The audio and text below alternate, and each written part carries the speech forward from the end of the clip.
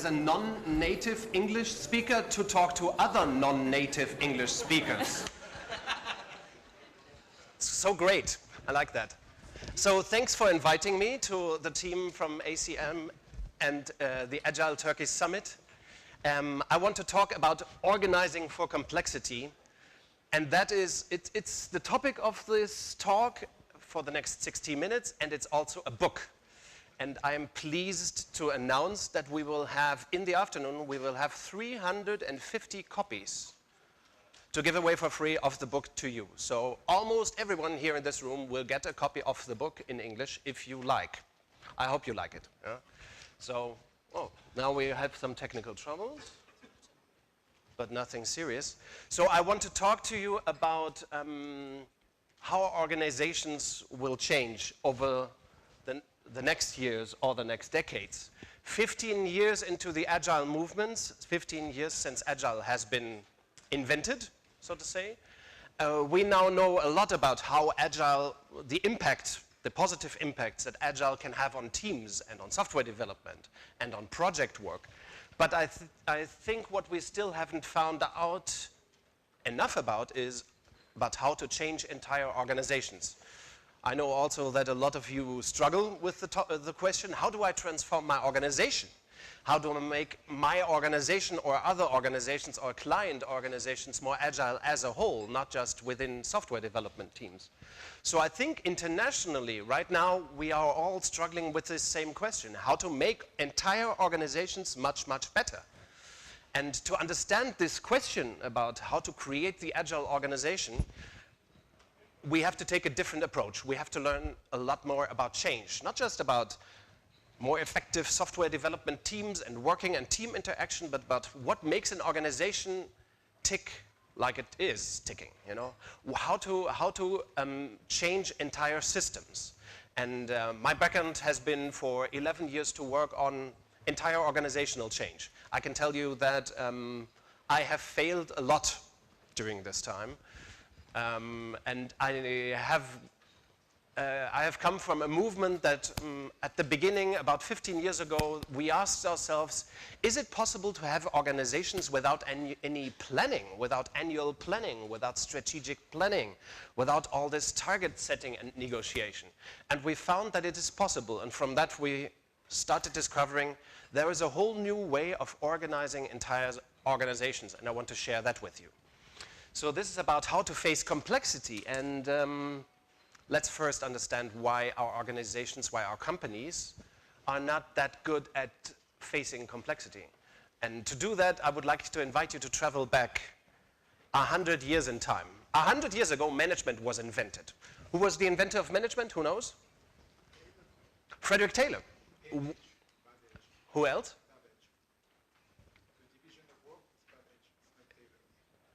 The division of work, I'm not talking about the division of work. The discussion already started. Let's assume for a moment that it was Frederick Taylor, just for a second.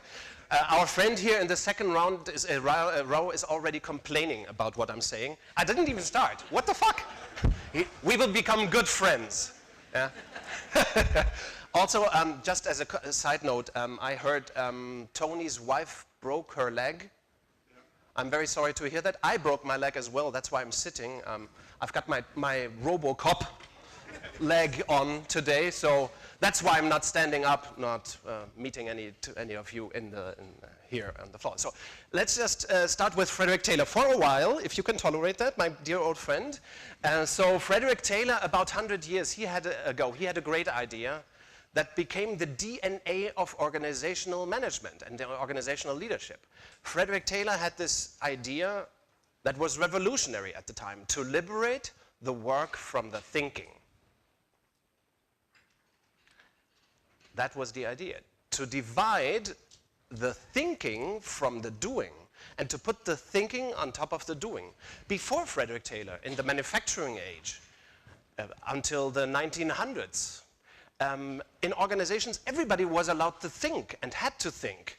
The masters and the apprentices in the workshop or manufacturing companies, everybody thought and acted at the same time. But then in the industrial age, we needed larger scale, mass market competition. Very low competition, but mass market production and value creation. And for that time, Frederick Taylor had this brilliant and wonderful idea. Let's take the thinking out of the doing and call the thinking management. Before Frederick Taylor, there had been managers already in companies, in larger scale industrial firms, but management as a theory, as a science, as associations, as university topic didn't exist. So Frederick Taylor was the first to figure out how to turn organizational management into a science. So let's put the thinking at least one hierarchical level up on top of the doing. The workers do the doing, the managers do the thinking. And this is what we have today. We have Tayloristic management was a huge success. We do that everywhere. We see it everywhere, even in schools and hospitals, and of course in most organizations. We think that the work has to be organized this way. Thinkers on top, doers at the bottom. Great idea, right? For the industrial age, this was a wonderful idea. Frederick Taylor also had a social vision. He said, well, this will bring so much efficiency to organizations. The taking the thinking out of the doing will bring us so much efficiency that everyone will benefit from them. That's the workers and the managers. So this is what management is. Management means, and this is an offer that I want to make to you today. I will not try to convince you of anything, but what I want to propose to you is management is always dividing the thinking from the doing. Yeah? So if you look at project management was invented by people like Henry Gantt. You know what Gantt charts are probably, right? Henry Gantt was one of Frederick Taylor's associates, and he started deploying this idea of the division between thinkers and doers to projects, and that's where waterfall and project management come from. So that was a great idea, at least for complicated times. If you look at organizations today, 100 years of Taylorism have brought us to a situation where almost all organizations have this kind of structure, right? We find it normal that an organization, a company, has an org chart with thinkers at the top, decision makers at the top, and command takers, followers at the bottom. We think also that functional departmental structures are the most normal thing in the world. They actually aren't. But this has become the standard model of organizational leadership and management. Can we agree on that? Colleague in the second row? Yeah? Okay. You are invited to ask and make comments. We have 2 people with microphones here in this space. So if you want to put in a question or make a comment or critique, you are more than welcome. Okay? Please ask your questions during the session. So okay, 100 years of management. We are great at managing. You know? And almost all organizations have this kind of chart. We call it org chart, right? We now know that this model is dead. This model died. I call this the idea of management, the notion of Tayloristic division between thinkers and doers. It was a wonderful idea for the industrial age, but this idea, this concept and its effectiveness passed away. It died in around the 1970s. That's why I call management a zombie technology. Management is a zombie technology from the industrial age that we continue to apply. So we zombify our organizations continuously. But let's first look at the reasons. Why did management die? Why did it become a zombie? Maybe you remember the zombie usually doesn't know that it's dead. You know, if you look at a zombie movie or a series, the zombie just wants to suck and eat and bite, you know, but it doesn't know, it's not conscious, you know. That's how the organization is today. We have organizations that don't know that they are, as the Americans say, fucked. Yeah? I would never say such a thing in Turkey, but we are all fucked, you know, and that's why you struggle so much with doing Agile in organizations, because organizations are basically dead zombie shops, you know? So let's take a look at the why. How did management die? How did Taylorism die? It was a wonderful idea. It brought high effectiveness and efficiency to organizations in the industrial age. What happened? And to understand the problem, we must look at the phenomenon of complexity and distinction between the complicated and the complex. Anybody knows what a complicated system? This is one. Yeah, a watch. That's a complicated system. Let's look at it. It may have lots of parts. And it's complicated means most of us don't understand it. Do we have any watchmakers here? Somebody who learned watchmaking? No. No watchmaker? Okay. So there's one watchmaker, okay, there behind in the back. Is that true, or are you just kidding? It's true? Okay, for a watchmaker, this is not complicated. For a watchmaker, he or she could take apart the watch and put it back together and it would still work. For most of us, that would be an impossible quest, you know, or it would take very long. That's why it's complicated. For the watchmaker, the watch isn't complicated, it is trivial or simple. Yeah? So something that is complicated and that you understand, a complicated system that you understand, it becomes trivial. Now, what's a key characteristic of a complicated systems, the many parts of it, they interact in pre-described, unchangeable ways. The relations between the parts always remain the same. In a complex system, on the other hand, and that's the interesting thing, in a complex system, the interactions between the parts change. So a complex system creates surprises.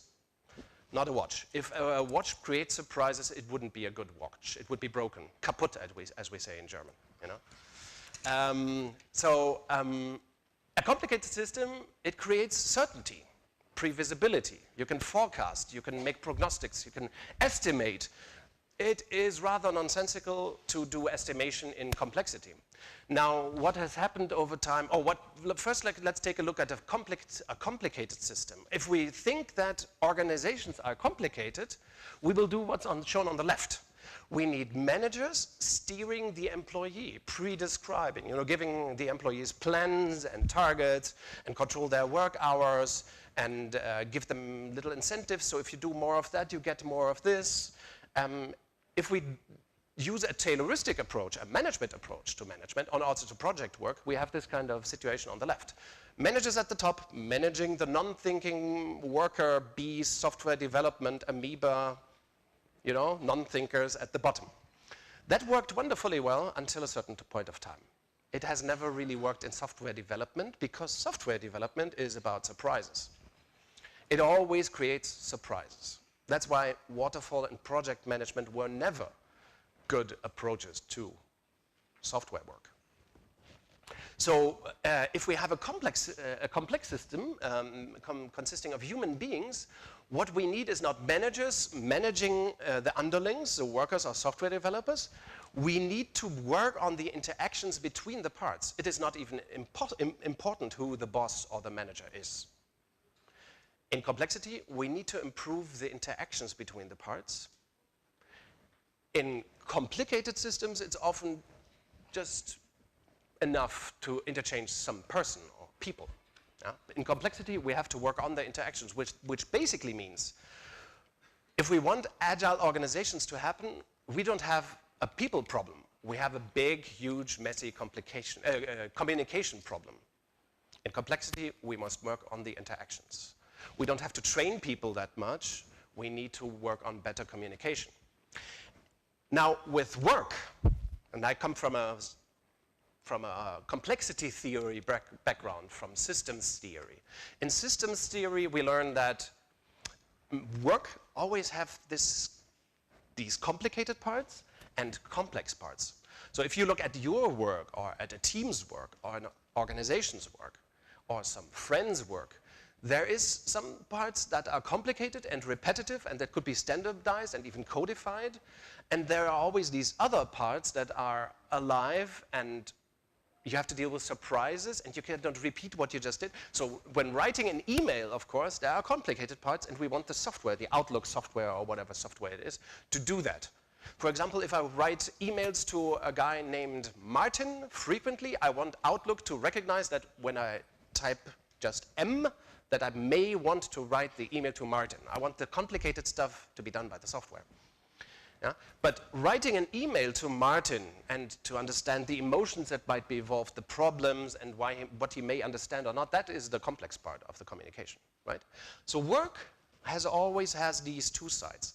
And the dynamic part of value creation, well, let's start with the formal part of value creation.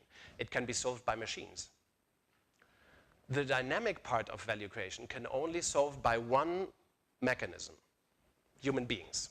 That's why in complexity, we need to rely less on machines and formalization. We need to allow for more human interaction.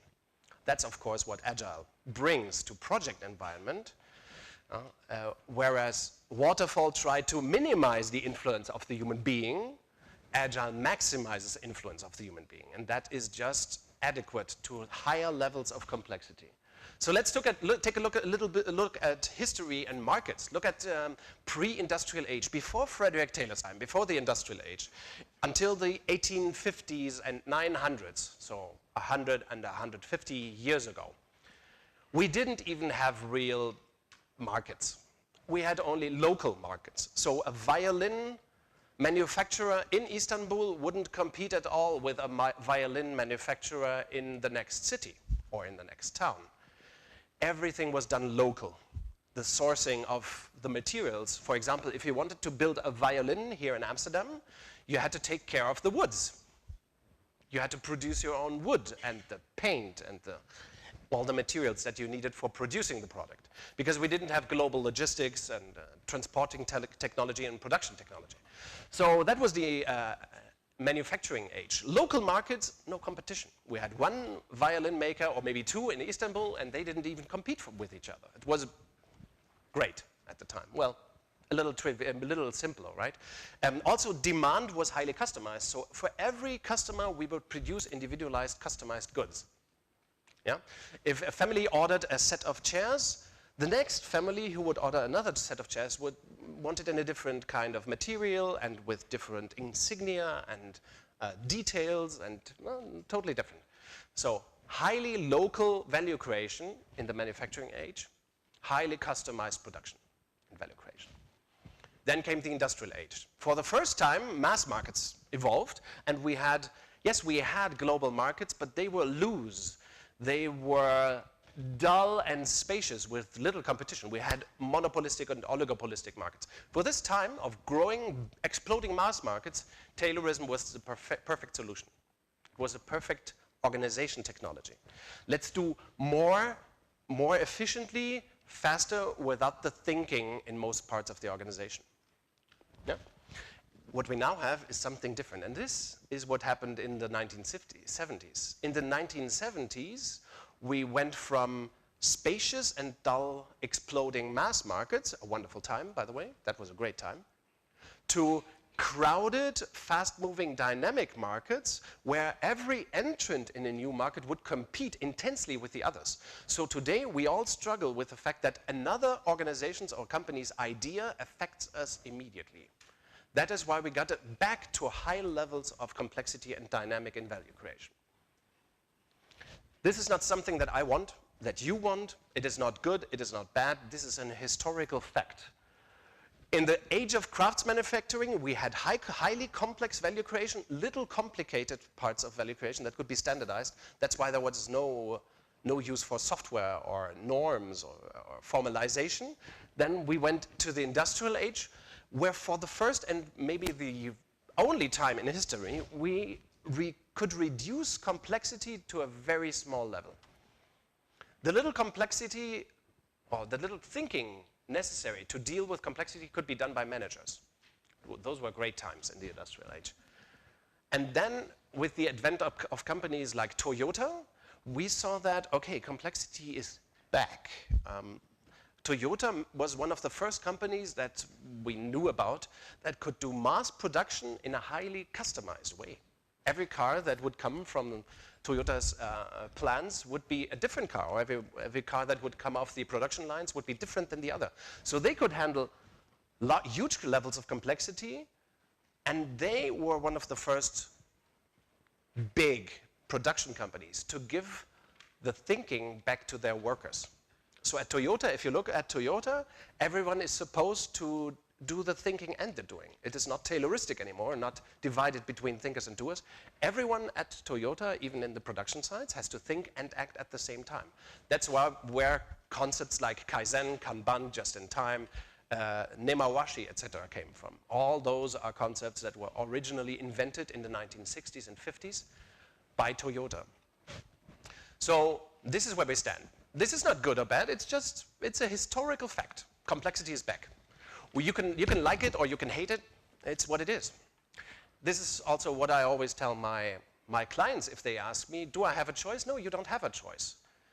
Taylorism was perfect for those low levels of complexity. We call this here the Taylor bathtub, by the way. Do you see the bathtub? Huh? The time for Taylorism is over. That is not good or bad. Taylor didn't make any mistake. He did the perfect thing, a revolutionary thing for the time. But now we cannot use that concept anymore. So what can we do? And this is the interesting part. In Taylorism, in management, we think of organizations as pyramids, right? The org chart. Thinkers at the top, doers at the bottom. The pyramid idea of an organization has really died. It is gone. It doesn't work anymore. Because we don't need thinkers on the top and doers at the bottom. We need thinkers and doers all the time in all places of the organization. And we need theory to understand what happens in complexity within organizations. So I want to talk you through what do we need in this era of high complexity in organizations to make them work. And one of the hints how to do it comes from systems theory. Systems theory tells us organizations are not pyramids. They are actually peaches. I don't know what the word for peach is in Turkish. But you know, peach, the fruit, yeah?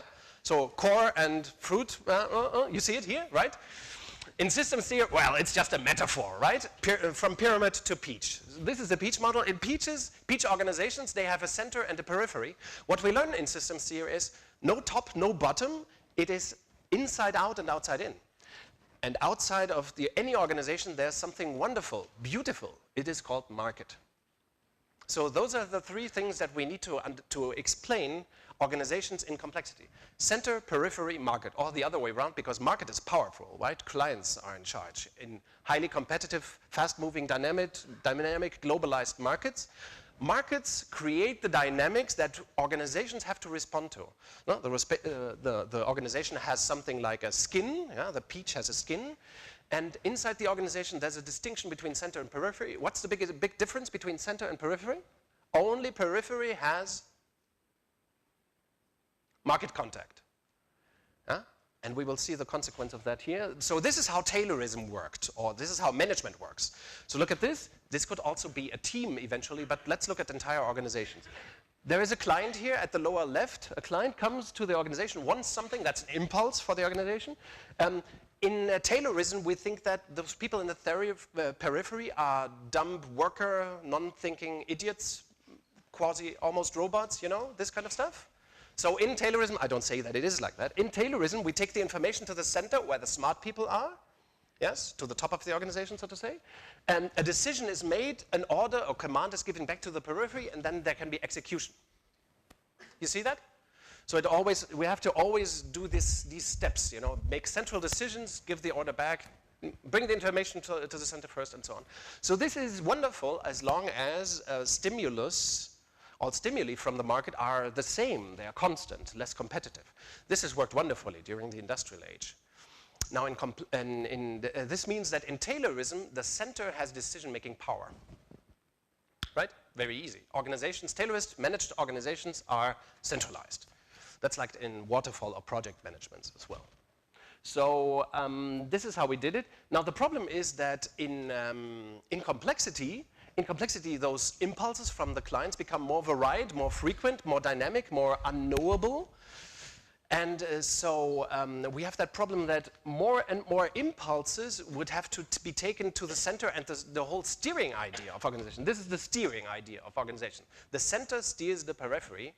The more dynamic markets become, this will make the center to not be able to respond adequately, and the organization collapses.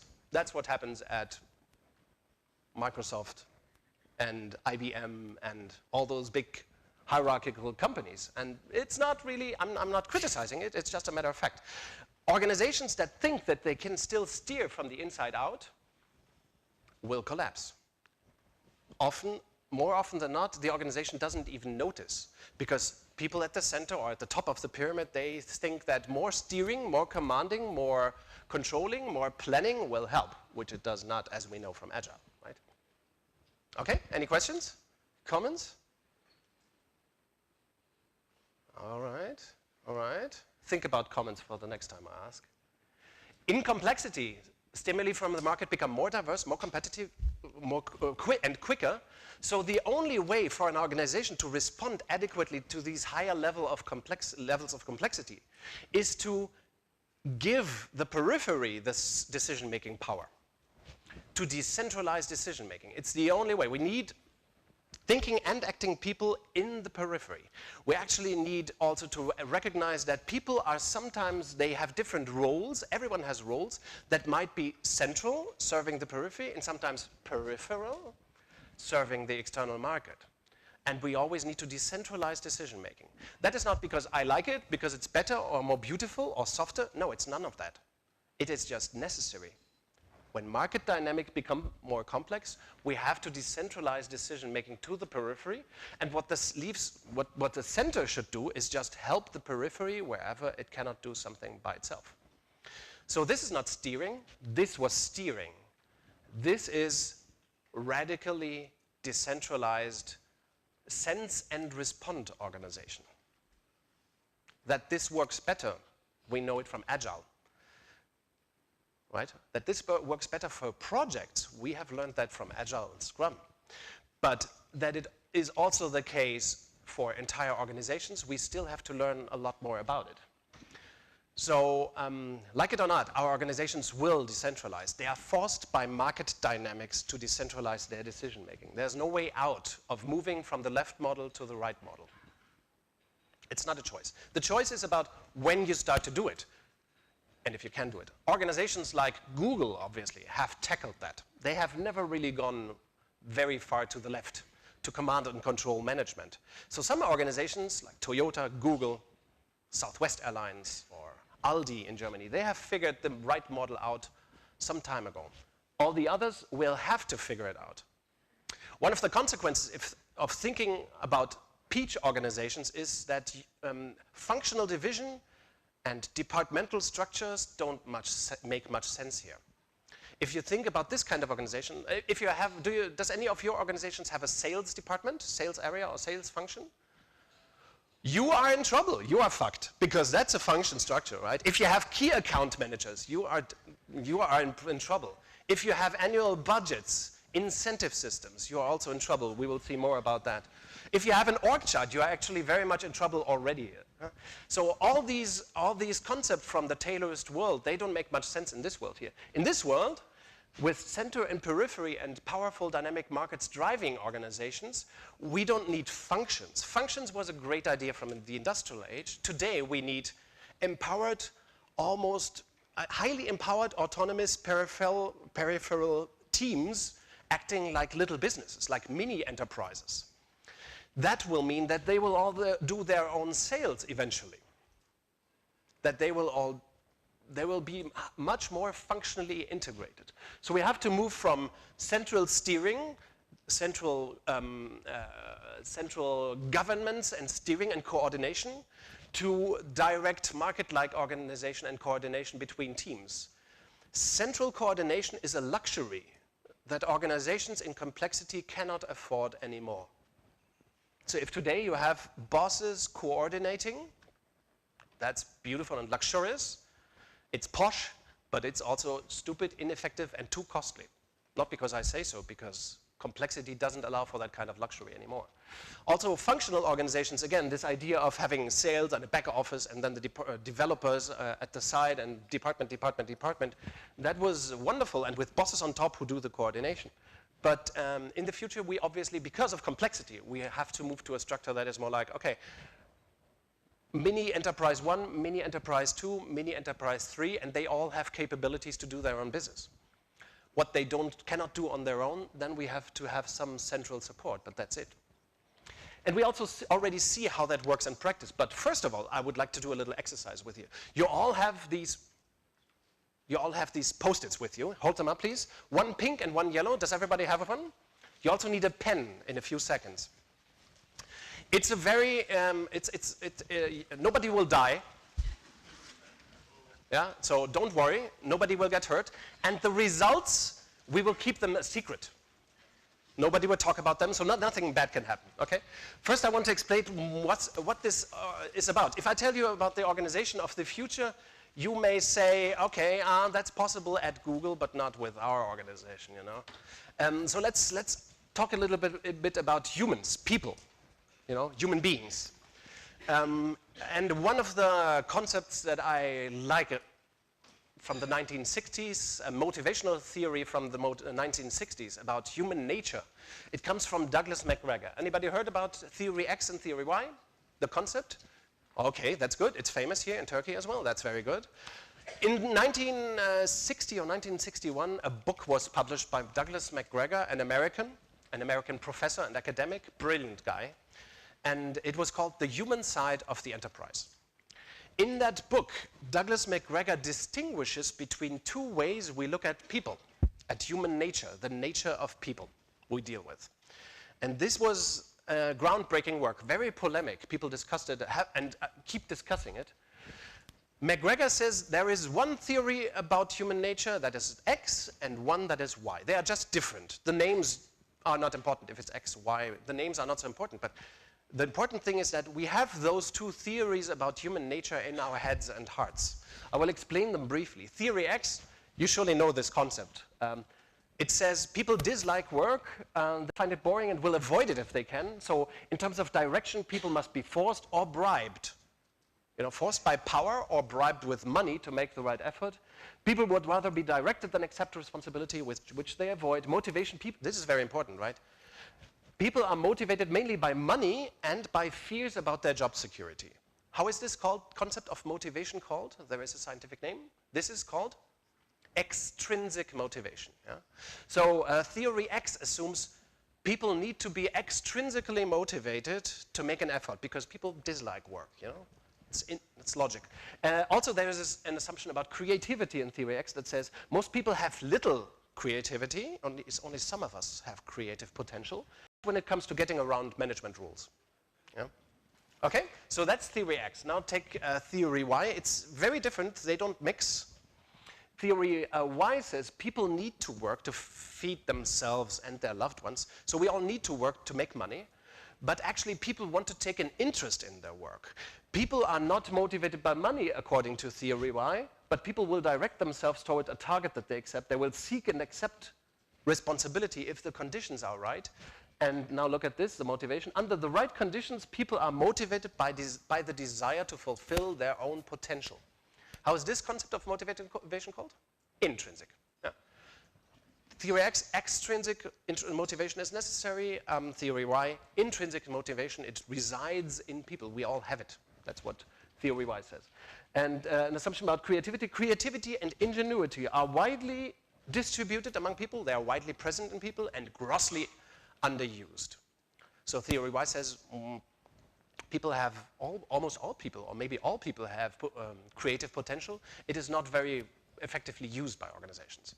So far, so good? Two theories about human nature. Any questions about it? You are very shy. Yes, a question here by Tony. Let's get the microphone. Oh, you have a microphone? No. No. Okay, speak up and I will repeat your question. The mic. Interesting observation I would make about. It doesn't work? Is it on? No. Yes. So the interesting observation I'd make between theory X and theory Y is that the big is, it says on theory Y, under the right conditions. Tony, shut up. Sorry. That's not personal. That's not personal. Let's do the little exercise first. We will come to that. You're totally right. It says under the right conditions here. Not that. No, it's good. I mean, it's good. It's great, but we don't need it now. We need it in 5 minutes. Let's first do the exercise. No, that was no trouble. It always happens. Somebody super smart in the first row already wants to explain the concept. No, it's very good. Let's do the little exercise. If you understood that there are two, and this was the invention, the big idea of Douglas McGregor, to distinguish between two theories, two concepts of human nature that we hold in our heads and hearts, that they are distinct and conflicting. They don't mix. And now we can do our little exercise with that. Take the pink Post-it note, please. Take the pink Post-it note, and take a pen. And now think about yourself. Take a look into your own heart, And please write on the pink post-it note, what kind of person are you? Are you X or are you Y? You don't just have to write that one letter on your own pink post-it note. An X or a Y? It's very simple. Tony is already laughing. Super simple, right? Just look into your heart, each and everyone on his or her own. Write the X or the Y on the pink sheet, and that's it for the first time. Everybody did that? Just write an Y or an X. Try to be as honest as possible to yourself. Just one more comment. We are not talking about behavior. We are talking about human nature, about your essence, about the way your inner DNA is working. We're not talking about, did you ever have a good dad and a bad dad? Was it a bad day? Was it Xy or Y? We're not talking about that. We're talking about you are either X or Y, please decide. If you have a problem with deciding, please ask. Any problem? Is that okay? Can you do it? Just X or Y. Not behavior, but human nature is the topic here. Okay? Now please, we have to have a control mechanism. Please exchange your pink post-it with somebody else. Could be anyone. Just exchange it with somebody so that you have another person's pink. This is the best part of my keynote, actually, some people say. They say, oh, I enjoyed this so much, to exchange my post-it. The rest was boring, but this was a good part. Okay, everybody has to have a pink post-it note again. Please hold your pink post-its up that you now hold in your hand. Just hold them up very quickly. Ah, so many pink post-its. I love that. I love that. Okay, everybody has a pink post-it again. Okay, I just wanted to check. Okay, now, because that was simple. That was you analyze yourself. You look at yourself, oh, I am, yeah? Now let's make it more complicated, or more complex, actually. Now let's think about people in your organization. So please visualize people in your organization. Tony, how many people are at Skype? 2,000, you said? More than 1,500. So Tony would think about those 1,500 Skypers. Who else is in a big organization, big Turkish organization maybe? How many people? 25,000? You think about the 25,000. If you are in a startup with just 5 people, you think about those 5 people. If you are in a company with 100 people, you think about this. You got the concept? Think about those people and now try to, and this is impossible to do, look into their hearts and please judge what is the percentage of X people within that group. What is the percentage of X, theory X people? Not by behavior, but by human nature. What is the percentage of X's in that organization, in your organization? Questions about this? This is harder than the other exercise, right? Just write the percentage. For those who studied social science, philosophy, or something, psychology, or something crazy, a percentage might be 0 or 100 or something in between. Huh? It is not -5, 112, no. Just, a percentage. You can write just the number or the number with a percentage sign, that doesn't matter. Interesting what happens, right? Did you judge? Any questions about it? Any questions? A percent of the whole amount of people. What percent of people in your organizations are X's? Of course, the rest would then be Y people, right? Theory Y people. Is that okay? Got it? Yes? Other questions? Questions are okay. Don't worry. Did you do it? Okay. Now please, you had to judge, right? There is no exact answer. You had to judge. Please exchange the yellow post-it with somebody else as well, with another person. This is again great, socializing.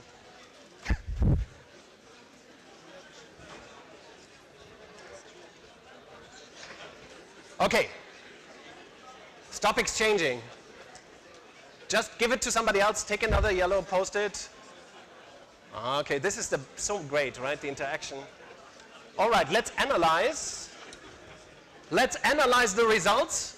We have to make it quick. Shh. You now have again a yellow post-it and a pink post-it in your hands, right? Take the pink post-it. If the one that you are holding in your hand says X on it, X, then please hold it up. Only X post-its go up. X post-its. You can also tell, there is a yellow post-it that has been holding up. I'm not sure why. another, okay, somebody made something stupid. We had around 10, 15, 10 or 15 papers. I will do something truly scientific. I will do a statistical trick. I round it down to 0. Is that okay for you? Every scientist does that at the time. You will later see why I did that. So there were no pink post-its going up, none at all. But in theory, there were like 12 or 15 pink post-its. But we rounded up to 0, if you like, if you accept that. Let's move to the yellow post-its. If you have 0 or 0% written on the yellow post-it, please hold it up. Only zeros or 0%. Take a look around. Take a look around. Keep holding them up. We have 5 or 6 post-its. Do you see why we are all fucked? Do you see why we are in a big trouble? I will give you an additional data, an additional piece of information. Douglas McGregor, 50 years ago, he said, there are no theory X people in the real world. There has never been a theory X person. There isn't any theory X person. There will never be a theory X person.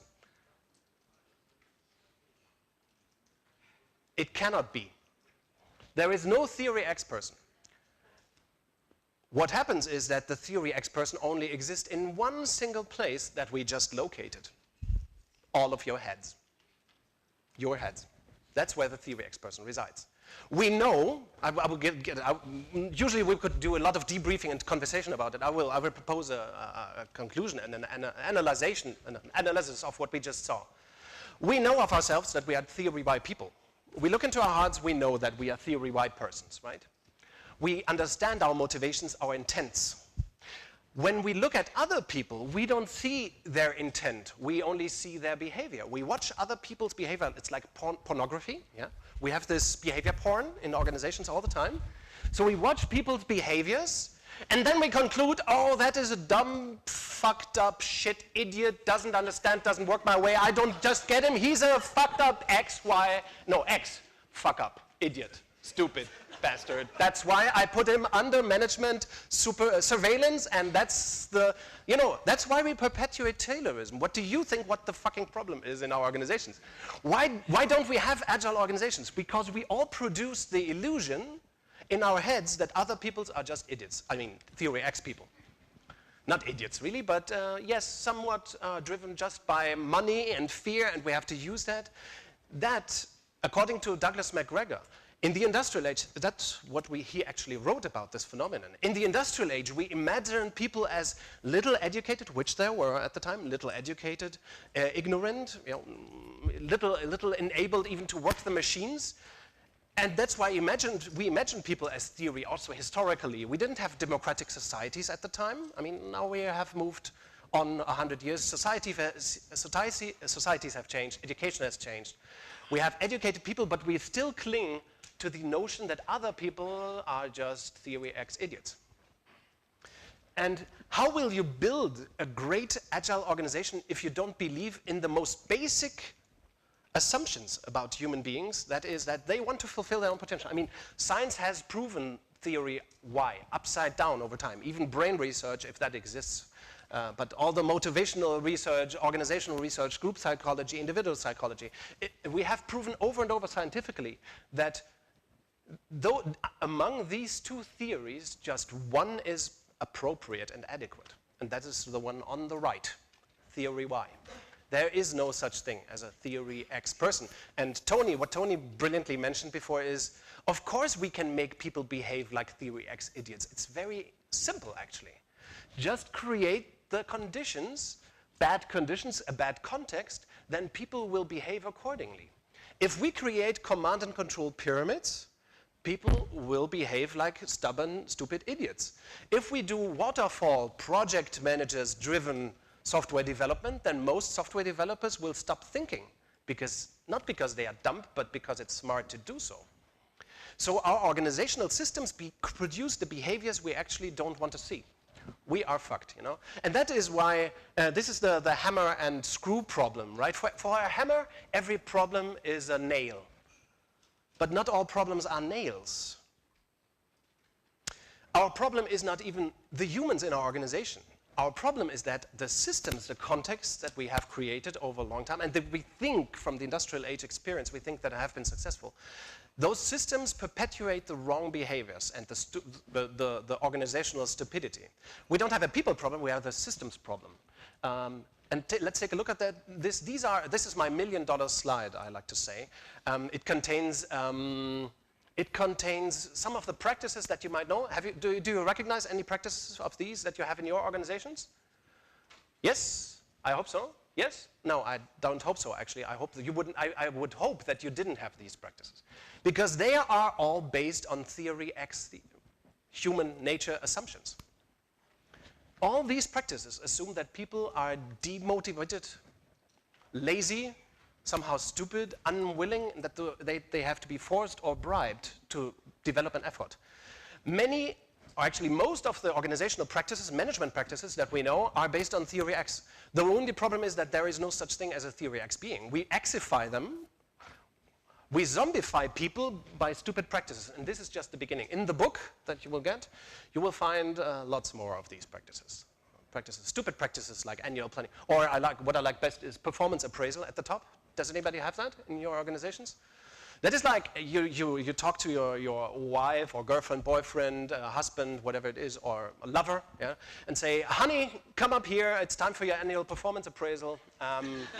You know, we are a well-organized household or relationship, you know, we have some key performance indicators that I measure your performance upon. I can already tell you, honey, that you performed well on some of the indicators.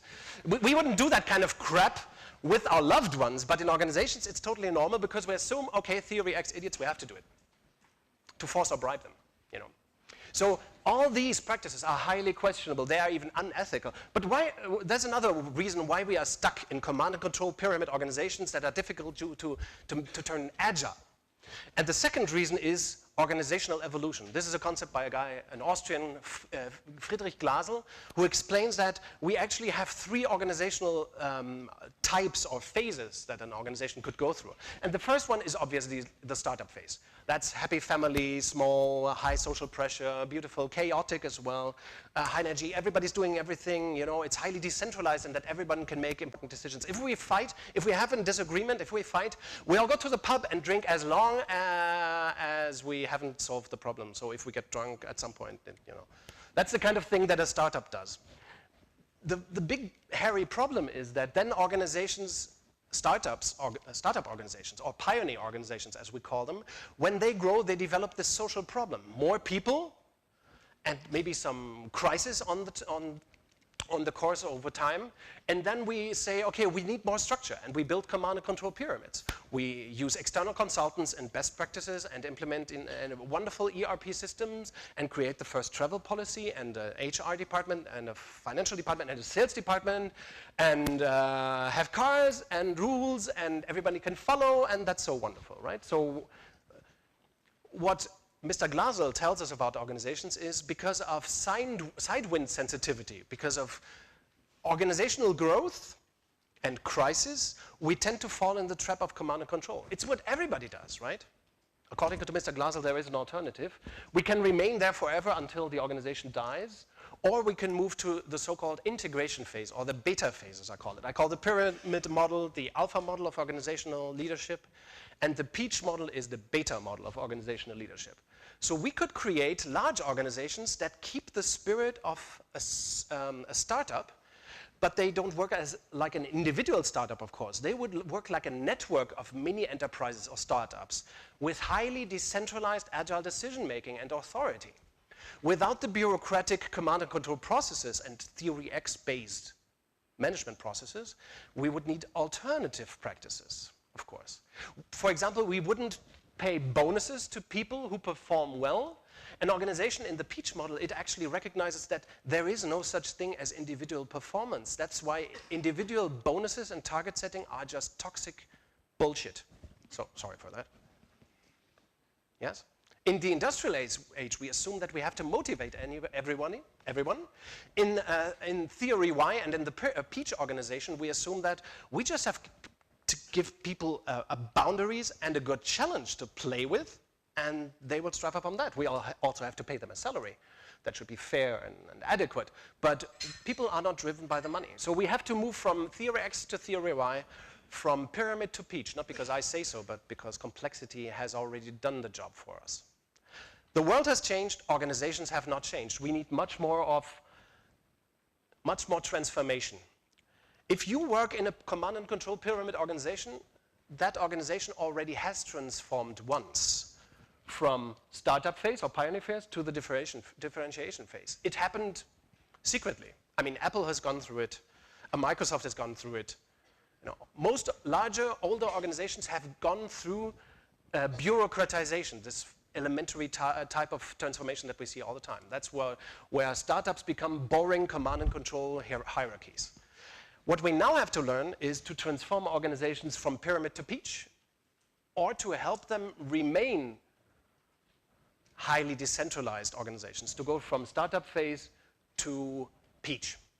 Some organizations have done that. If you look at Google or Southwest Airlines or W.L. Gore, those are organizations that went from the first phase, the pioneer phase, directly to the integrated phase, not functional division, but functionally integrated phase.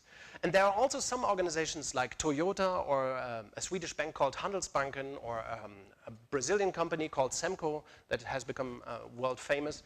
They have done this kind of transformation from pyramid to peach. So all this is possible. Here are some of the examples of companies. I will just show them, and this is an invitation to you, obviously, to think about that. I'm not talking about a dream here, I'm talking about reality. There are, in lots of countries and lots of industries, we actually have examples of highly peachified, unmanaged, radically decentralized peach organizations. They exist in all kinds of industries, in all kinds of countries. These organizations are much more appropriately designed and organized for today's level of complexity, on the one side, and for real human beings, theory Y human beings. So how to make the jump? If you want to change your organization, there are some things to consider. First of all, it is possible. It is possible because there are examples of companies that have transformed, that have fulfilled the peach model. On the other side, there are many, many things that you can do wrong. I just want to talk about one or two elements of it. One thing that you can do wrong is to think that you can change culture. That's an idiot idea, sorry. As a systems theorist, I can tell you, you cannot change culture. Culture is like a shadow. We cannot hack it, we cannot change it, we cannot steer it, not direct it, not influence it. We can change organizations so that their culture will change. Culture is like a shadow. I cannot change my shadow here on the stage, but I can change my position or the position of the light. That I can do.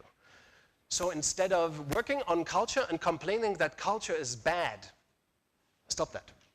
We can observe culture, but not work upon it. We can change an organization, then observe the cultural changes that will ripple through the organizational system, observe them, and make more changes. That's how change works. We have to change organizational models. So we have to get from this kind of pyramid model to the peach kind of model.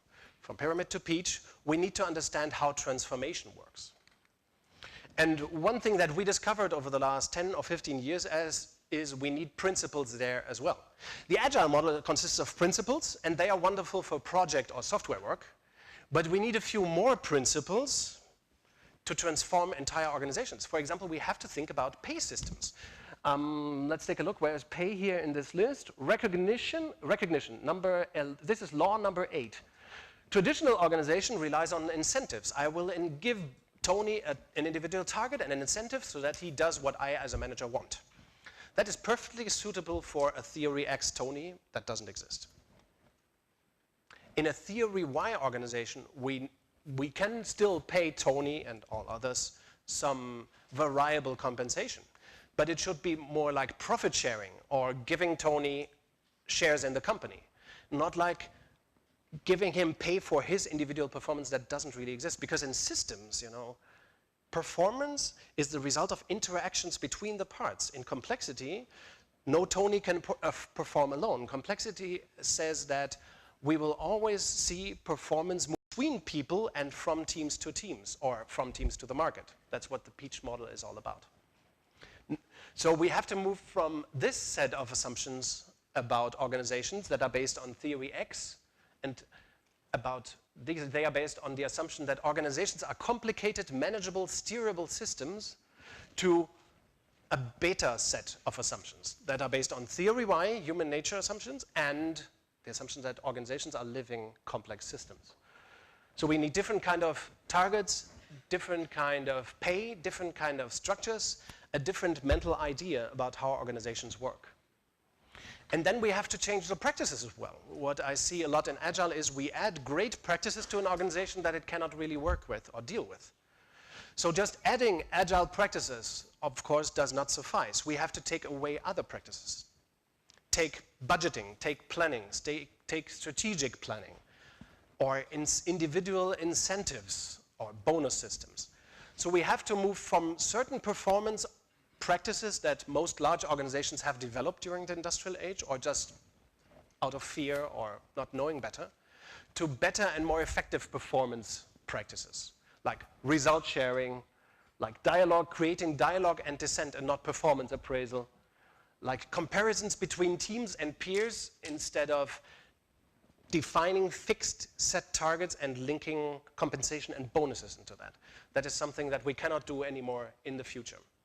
So organizational transformation means moving from a different mindset about complexity to a different mindset about human nature to a different mindset about organizational structure and design. And we don't really have a choice. The old model is dead already. We can ignore that for a time longer, or we can approach this as a huge transformational shift that we have to work on collectively. And the last thing I want to tell you is we have learned that nobody can do that alone. So if you think about doing it alone, think again. Just as Agile doesn't require, a Scrum master alone, becoming a Scrum master is rather easy, right?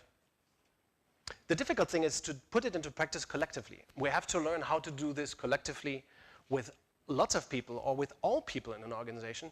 So we need change methodologies and also the abolition and elimination of many practices to move from pyramid to peach. If you want to learn more about that, I will be here a little longer. If you want to talk about that, let's talk. If you want to read more about that, you will get the books in the afternoon. Thank you very much for your attention and your patience.